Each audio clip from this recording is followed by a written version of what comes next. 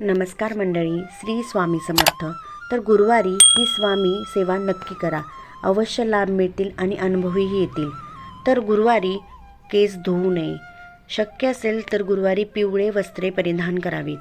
त्याचबरोबर गुरुवारी आपले घर स्वच्छ करून, घराचा उंबरठा स्वच्छ करून त्यावर हळदीचे लेपन करावे, जेणेकरून नकारात्मक ऊर्जा ही घराबाहेर राहते आणि सकारात्मक ऊर्जा घरामध्ये येते. त्यानंतर गुरुवारी गुरुचरित्राचा 14वा आणि 18वा अध्यायाचे पठण आवर्जून करावे. 11 माळी श्री स्वामी समर्थ मंत्रांचा जप नक्की करावा. जर 21 माळी केला तर अतिउत्तमच.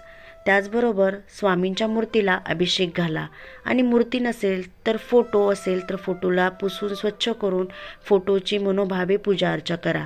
त्याचबरोबर तारक मंत्र म्हणा. जर वेळ नसेल तर ऐकावे. त्याचबरोबर गुरुवारी स्वामींना नैवेद्य हा आवर्जून दाखवायलाच पाहिजे. जर रोज दाखवला तर अतिउत्तमच, पण गुरुवारीही स्वामींना नैवेद्य दाखवावा. गुरुवारी सकाळी तुळशीला कच्चे दूध वाहा आणि सहस्रमंत्र म्हणा व ऐका देखील.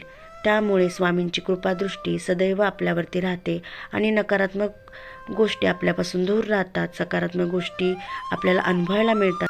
पूर्ण दिवस आनंदमय आणि सुखमय जातो. तर स्वामींचे जे काही उपदेश आहेत किंवा संदेश आहे त्याची सर्व माहिती मी खाली डिस्क्रिप्शन बॉक्समध्ये लिंक देत आहे, तर त्यावर नक्की जाऊन पहा. त्याचबरोबर जर हा व्हिडिओ तुम्हाला आवडला असेल तर लाईक करा, शेअर करा आणि कमेंटमध्ये श्री स्वामी समर्थ लिहा.